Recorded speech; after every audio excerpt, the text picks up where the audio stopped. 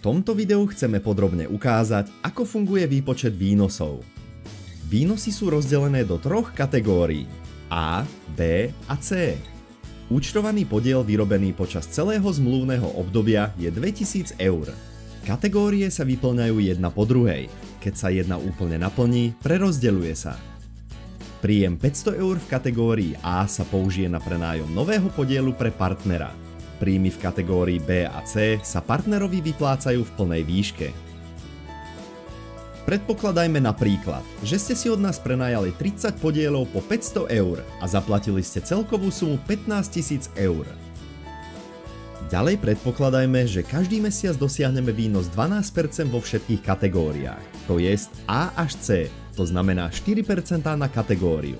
To je len príklad, v skutočnosti sa mesačné hodnoty líšia.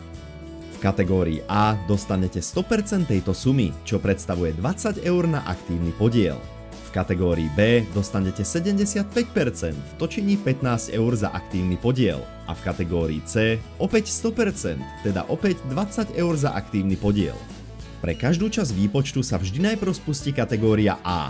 Po prvom úspešnom mesiaci sa prideli výnos 4% pre kategóriu A, to zodpoveda 20 eurám za aktívny podiel, spolu teda 600 eur. Získaných 30x20 eur v podieloch A1 až A30 sa prevedie do najvyššieho aktívneho podielu, kým sa úplne nezaplní. Pri podieli A25 je podiel A1 naplnený sumou 500 eur. Podiely A26 až A30 sú teraz naplnené v podieli A2.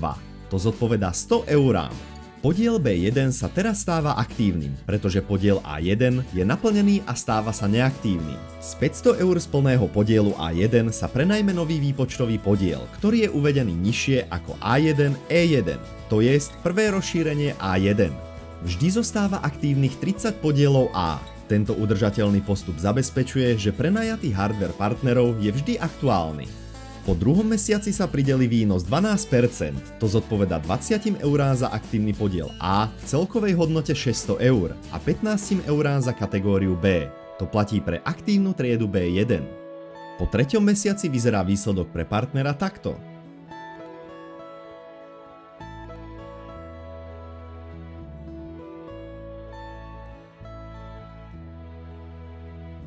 V mesiaci 5 si A5 a A6 prenajímajú naraz dve rozšírenia. V 7. mesiaci je splnený prvý podiel B a partnerovi je vyplatená prvá platba vo výške 300 eur. Teraz prechádzame do 12. mesiaca. Jeden rok sa skončil, kategória B bola splnená 3-krát a teda 900 eur sa vrátilo partnerovi. Kategória C zodpovedá sume 1200 eur. Aby partner nemusel čakať na úplné naplnenie programu C, vypláca sa v tranžiach po 6x200 eur. Teraz sme v druhom roku od začiatku prenájmu. V nasledujúcich mesiacoch sa budú vyplácať sumy v rôznych hodnotách. V druhom roku bude partnerovi vyplatených celkovo 4000 eur. V treťom roku sa partnerovi vyplatí 7000 eur. Spolu s rokom 2 a rokom 1 to znamená peňažný tok vo výške viac ako 79% vložených prostriedkov. V roku 4 už partner dostal svoje peniaze späť po 3 rokoch a 5 mesiacoch, v tomto príklade. Tu sa začína skutočná cesta. Cashflow sa vypláca mesiac čo mesiac, rok čo rok. Je to možné vďaka udržateľnej stratégii spoločnosti Datalab. V roku 4 sa na tomto príklade vypláca v priemere viac ako 700 eur mesačne. Ak máte akékoľvek otázky týkajúce sa výpočtu, neváhajte nás kontaktovať.